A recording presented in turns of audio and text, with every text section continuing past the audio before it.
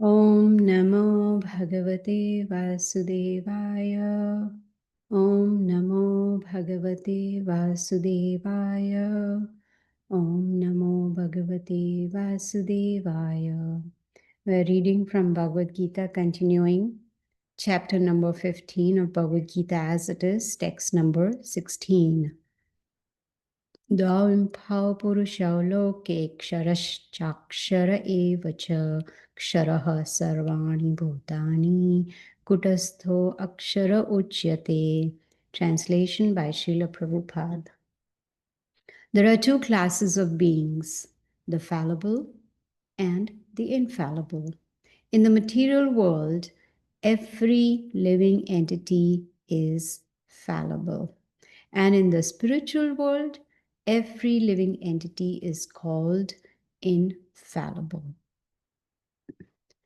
Om Agyanatimirandasya Gyananjana Shalakaya Chakshurunmilitam Yena Tasmai Shri Gurave Namaha.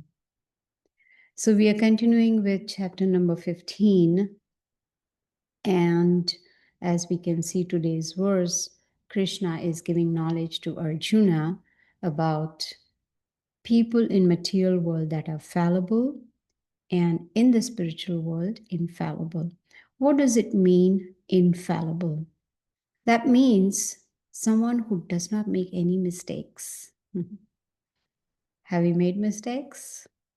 I'm sure we did. Have we made the same mistakes over and over again? Yes. Infallible means no mistakes and never wrong. Have we been wrong in our lives? Yes, we have. Will we continue to be wrong? Will we continue to make mistakes? Yes, that's a great possibility. So today we're going to learn from Krishna how one can become infallible. Now, he has given us a hint in this verse that if we want to become infallible, we will need to go to the spiritual world, because to enter the spiritual world, we need a spiritual body. We have to give up this material body and get a spiritual body, qualify ourselves to go to the spiritual world where there will be no mistakes and we will never be wrong. Now, last Sunday, we learned a lot about the super soul, the Supreme Lord Krishna situated in our hearts as the super soul. He said, Sarvasya chaham hridi sanivishto mataha smritir jnanam apohanam cha vedescha sarver aham eva vedayo vedanta krit vedavid eva chaham. Krishna says, I am situated in everyone's heart. Everyone means not just human beings, but all living entities. It doesn't matter whether they are animals, aquatics, birds, insects, human beings. It does not matter. He is situated in everyone's heart. And he says, from me comes remembrance, knowledge, and forgetfulness. Then he says, I am the compiler of the Vedas and I am to be known from the Vedas. So the purpose of studying the Vedas, what is Bhagavad Gita? It is the essence of the Vedic scriptures. So what is the purpose of understanding Bhagavad Gita? Is to understand Krishna, to know him. He's in the heart. He's there witnessing everything that we do. He is guiding us, but based on our desires. See, I would want to take more knowledge about Bhagavad Gita. Krishna from within the heart will help me and guide me. But if I decide I want to forget, then he's going to also guide me and take me on the path that will make me forget Krishna. In fact, the scriptures, especially the Srimad Bhagavatam, which is the summary of the Vedas, you see the books at the back. So there it is mentioned that Krishna appeared as Vyasadeva. Vyasadeva is an incarnation of Krishna who came down to compile the Vedic literature. And here we are so fortunate, we are getting the essence of the Vedic literature where Krishna is teaching us, is talking about fallible and infallible. Now, we've heard from the Bhagavad Gita where Krishna says, excuse me, Mamai Vamsha Jiva Loke Jiva Bhuta Sanatana. Amsha, Mamai Amsha, which means we are parts of Krishna. He says, you all are my parts, and Sanatana, you all are eternal, because for the spirit soul, there's neither birth nor death. So we, being parts of the Lord, we are spiritual in nature, but because we are in the material world, we get contaminated, and that is why we become fallible. We get attached to material things, possessions, and then there is no connection with Krishna. When we reconnect with Krishna, that is when we will become infallible, which means no mistakes and not doing anything wrong. See, the Vedas, the scriptures, Vedic scriptures, they are giving us so much knowledge. They are even telling us, even in the Bhagavad Gita, Krishna says, Dukhalayam ashashvatam, that this material world is a place of misery and it is temporary, and we are struggling. Karshati, Krishna uses the word karshati. We are struggling in this material world with our mind, with our senses. Anyone here who can say, I have controlled my mind, my senses are under control? Very rarely we'll find such great personalities, such saintly people who have controlled their mind, who have controlled their senses. You see, because we are in this material world, we get contaminated and then we become conditioned also. And what is that conditioning? I am this body. We start thinking that this body is all in all. It's not going anywhere. It's going to be there permanently. No. So that conditioning needs to be removed. See, this body itself is changing. I don't look like that I look like when I was 5 years old. My body is totally different because so many changes have taken place, right? So this body is changing, matter is changing, but in the spiritual world, there is no change. Why? Because we have spiritual body over there. What happens to this material body? It goes through 6 changes. You see, it is born, then it starts growing, then it stays for some time, then it reproduces like children, then dwindles, old age, and then vanishes, which is death.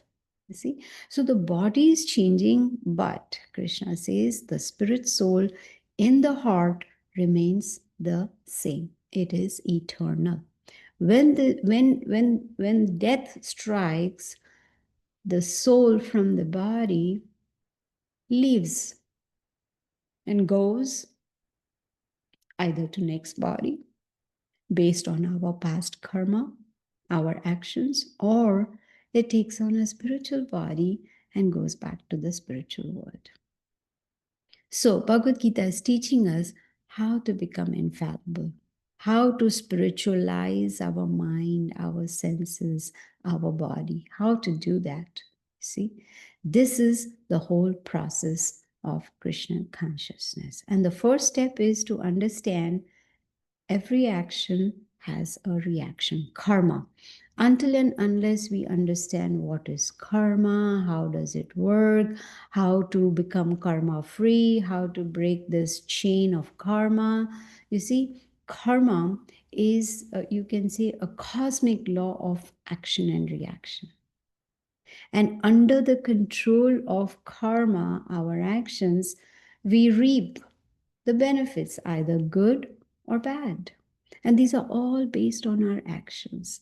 That is why in the Bhagavad Gita, Krishna is guiding us on how to perform our activities. Yagnarthat karmano nyatra loko yam karma bandhanaha. Krishna says work, whatever actions we perform, should be done as a sacrifice unto him, which means, first of all, we understand what is to be done and what is not to be done. Just like when we make food choices, right? What we want to eat, we try to make sure it, we understand what is good for the body and what is not, what is going to give us nutrition and what is junk food. We understand that based on knowledge. So we apply that knowledge and make the right decision.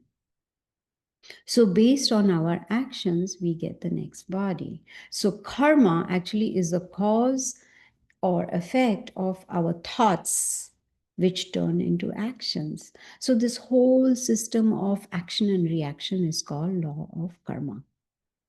We have heard that very famous saying that do unto others as you would have them do to you. Does that make sense? If we want others to respect us, then first of all, we need to give them respect, right? If we want others to be honest with us, we first need to be honest with others. So it's like what goes around comes around, right? This is a common ways of actually talking about karma. You see, what goes around comes around. Do unto others what we want them to do unto us. You see? So that means, according to the Bhagavad Gita, that we need to improve the quality of our present life. We need to contemplate on all the actions that we perform. Are we doing actions that are giving us reactions? Or are we doing actions that bring about no karma at all, neither good nor bad? You see? So, to do that, we need to train ourselves with the help of knowledge under the guidance of a spiritual teacher and understand what are good actions, what are bad actions, because our actions will determine our future. So those who are wise people, they take on the knowledge and understand it and live their lives in a karma-free way. Because chapter 3 and chapter 5 of Bhagavad Gita, Krishna has given us enough knowledge to understand that actions in this life, we are actually ordering, placing an order for our next life. What kind of body do we want? Now, karmic reactions, how do we understand? They include, health, wealth, intelligence, physical appearance, social status, our personality, our nature. All these are all come together as a result of our past actions. Why is it that two children born on the same day at the same time in the same hospital, one is born rich, another is born poor, one is born with, perfect body, another is born with disability? Why? It is because of our past actions. You see, it's a result of our past actions, which is karma. So, whatever we are enjoying now in this life, which is very little, on whatever we are suffering in this life, which is a lot, is based on our past actions. We're just reaping the fruits of our past actions. Just like they say, when supposing I am sowing seeds of lemon, but I'm expecting mangoes, is that going to happen? No. Because I have sown lemon seeds, I am going to get lemons from that tree. But if I want mangoes, then I need to sow the seeds of mangoes. So, law of karma, it begins to act when we want to enjoy. How? Separate from Krishna. We don't have Krishna in our lives. We are trying to enjoy, separate from Him. And that mentality, that consciousness, it kind of locks us in this endless cycle of birth and disease and death. Birth, disease, old age, and death. This is called a chakra. It's a cycle. because every action is giving a reaction, and we go on taking new different material bodies, based on our actions. And new body means new miseries. Have you ever seen any child come out laughing? No, because staying in the womb for 9 months in that position is miserable. Right from birth, there is misery. As a child grows, especially the little ones, who cannot talk, who cannot express themselves, like for instance, when the baby is crying, the mother is just doing some guesswork. Oh, maybe the child is hungry. Oh, maybe, I need to change the diaper or something. Or maybe the child is feeling hot, but it's possible it's neither of them. Maybe there's another problem in the child's body which the child is not able to express because has not yet learned to talk. So misery starts right from birth, and as we start growing, then we face different diseases and old age. Old age is not fun at all, and then death. You see? So, new body means new miseries. So, those who are intelligent and wise, they want to break this cycle of birth and death. How? By first of all taking on knowledge, not just any knowledge, but bona fide knowledge. When we take on bona fide knowledge, then we understand how karma works. Then we understand how to get rid of all past reactions. Wouldn't it be nice if someone came to us and say, hey, if you follow this process, no more disease, no more misery, no more rebirth, you see, no more old age. We would be like, yoo-hoo, that's what we want. We want that. Everybody wants that. But Bhagavad Gita is showing us the way, the process, is giving us directions and assuring us that if we follow the Bhagavad Gita, there will be no more reactions. In fact, in the 18th chapter, we will learn verse 66. Krishna says, Sarva dharman parityagya mam ekam sharanam vraja. Aham tuam sarva pape bhyo moksha ishyami masuchaha. He says, just surrender unto me. And what will be the result? He will clear out all our past karma. No more sinful reactions, no more past karma. That means karma becomes zero, no more. But for that, we need to surrender to Krishna. Now, surrender is a very heavy word. It's very, very heavy. That means we need to follow the instructions of the Bhagavad Gita. We need to do some practicals. Now, this is theory that we are hearing, but then we need to put it into practice, which is practicals. And the first step is mantra meditation. We chant the holy names of the Lord. This is how we will start surrendering to Krishna. And then our whole body, our senses, our mind, the consciousness will change. Everything will become spiritualized. You see, when everything becomes spiritualized, then even though there will be misery, it will not affect us. Like last Sunday, I was talking about a lotus flower. The lotus flower is growing in a dirty pond, but that dirt does not affect the lotus flower because the petals have a wax on its, a covering of wax on its petals. So nothing stays on it. It just glides down. Even a drop of water, it'll just glide down. This is how we need to become, like a lotus flower. And that wax covering, I'm not saying take some wax and put on your body, but that wax covering is changing our consciousness.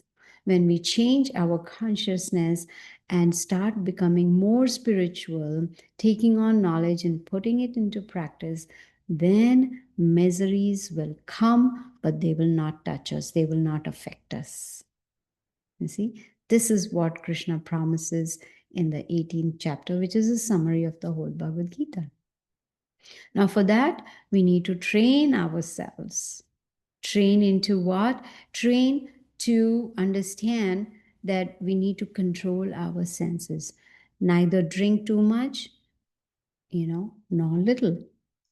Now, when I'm talking about drinking, I'm talking about water. I'm not talking about alcohol.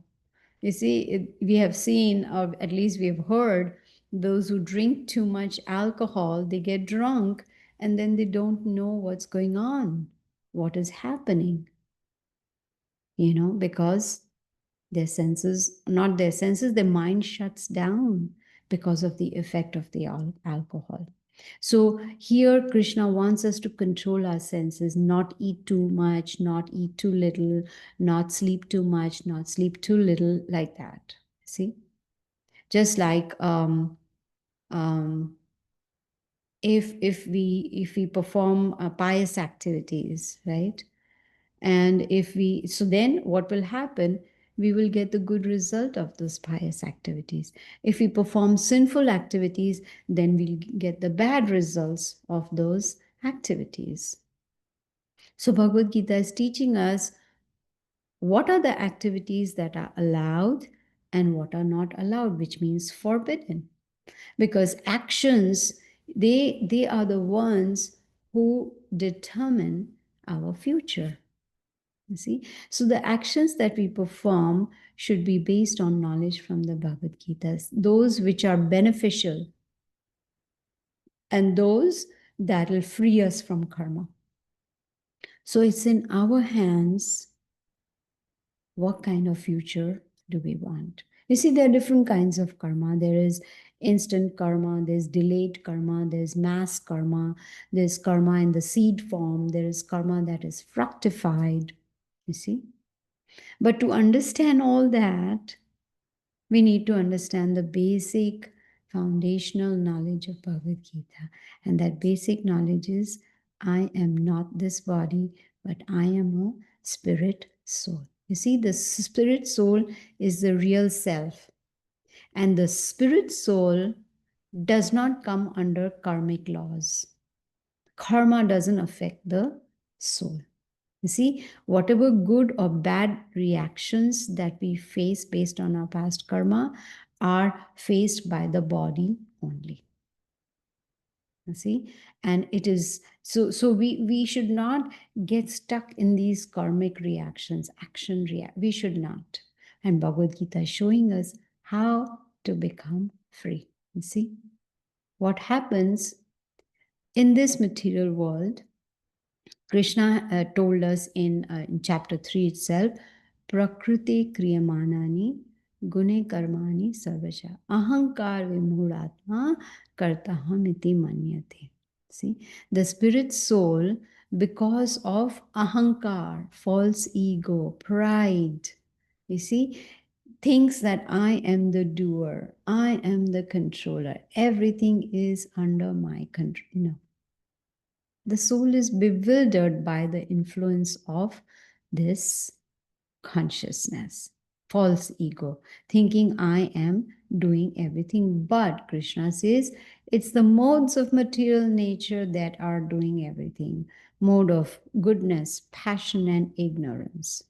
That is why in chapter 14 we learned how to transcend the three modes and come to the mode of pure goodness. So, first of all, we need to identify that if we are, under the influence of false ego, are we proud that I'm the doer? Because in chapter 2, Krishna says, Karmani vadhikaraste ma phaleshu kadachana, right? That you have a right to perform your prescribed duty, not the duty that we think is my duty. In general, people think, oh, my duty is to get good education, good job, a nice spouse, children, house, good bank balance, and I'm done. No, that is our idea of duty. But Krishna makes it very clear, prescribed duty. Something that is prescribed by a spiritual teacher. So Krishna says we have a right to perform our prescribed duty, but we are not entitled to the fruits of our activities. And he says, never consider yourself to be the cause of results of your activities, and never be attached to not doing your duty. So there are different kinds of duties. There's prescribed duty, there's capricious work, there's inaction, right? So what are prescribed actions? Prescribed actions are those that are enjoined based on the modes that we have acquired. Capricious is those which are not sanctioned by authority. And inaction is not doing our prescribed duty, right? When we get some disease, where do we go? We go to the doctor who gives a prescription to cure the disease. Similarly, we need a spiritual doctor, someone who can guide us on what is my prescribed duty. And when we perform our prescribed duty, we should not be attached to the result of our activity. See, if we are attached to the result, that will lead to reaction. Then again, we come into the cycle of karma. So the idea is to perform a karma, which means karma-free actions. And for that, we first need to understand, who am I? Right? We are the spirit soul which is encaged in the material body. And this material body is, it's temporary. And this material world is temporary. It's not our original home. Our original home is the spiritual world. And according to this verse, Krishna says that only when we get a spiritual body and come to the spiritual world that we become infallible. That means not doing anything wrong and making no mistakes. See? That is our original home, the spiritual world. In fact, in chapter 8 of the Bhagavad Gita, we learned where Krishna says, Brahma Bhuvana Loka Punar Avartino Arjuna, that even if one goes to the highest material planet, which is Brahmaloka, one has to come back. Why? Because all places in the material world are places of misery. So an intelligent person will think, why do I want to go through this cycle over and over again? When I have an opportunity to make my own destiny, I have an opportunity to choose my future, then why not act in a spiritual way? Follow the Bhagavad Gita, follow all the laws of Krishna given in the Bhagavad Gita, then there is no danger. There is no danger of fall down. There's no danger of coming back into this material world. So what do we learn from all this? That it's important to understand how karma works, because our actions are giving us reactions. But Krishna also in the 4th chapter tells us that the intricacies of karma are very difficult to understand. That means karma is very complicated. You see, many times people ask me, what wrong did I do? In which birth did I do wrong? Why am I suffering? Well, Krishna himself says it is very difficult to understand karma. And that is why it's important to take on the knowledge from Bhagavad Gita and understand what is action, what is forbidden action, and what is inaction. Yes, karma is complicated. We cannot understand what wrong did I do in my previous life or in this life or whatever.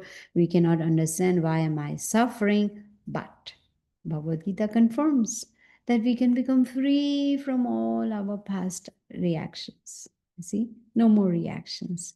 For that, we need to understand Bhagavad Gita systematically. That is why every Sunday we have a class at 8 in the morning Eastern Standard Time where we can go chapter by chapter, verse by verse, and understand what is beneficial for us. So systematic study of Bhagavad Gita will enlighten us. It'll change our consciousness. It'll make us understand the purpose of human form of life. So in the very next verse, Today I'm going to do only 16 and 17. In the verse number 17, Krishna says, besides fallible and infallible, there is a greatest living personality, which is the super soul in the heart. It is the imperishable Lord who is the maintainer. So Krishna is giving us knowledge to help us understand that he is situated in the heart as the super soul of every living entity, and he is the maintainer. You see, he's present in all, which means it doesn't matter whether one is conditioned or one is liberated, it doesn't matter. He is situated in everyone's heart. He is giving us the facility. He is fulfilling our desires. You see? So if we really want to make best use of this human form of life, then the best thing is to liberate ourselves from this conditioning that I am this body. So he's giving us the facilities. He's helping us understand. He's actually helping us to understand him. And when we understand Krishna, we will attain permanent peace, which means peace that has no beginning and no end. It is there permanently. So the question is it possible to become infallible? Yes, but in the spiritual world. That is the thing. And the first step towards understanding Bhagavad Gita is to do some practical. And the practical is mantra meditation, which means we chant the holy names of the Lord so that we can purify ourselves. So that is what can help us in changing our consciousness. This is what helps us in changing our consciousness. So it's my humble request that you all please chant the holy names. Hare Krishna, Krishna Krishna, Hare Hare, Hare Ram, Ram Ram, Hare Hare. So I'm going to end now. Now I'm actually leaving for India tonight, but I will do the Sunday classes. I'll give the Sunday morning classes from there as well.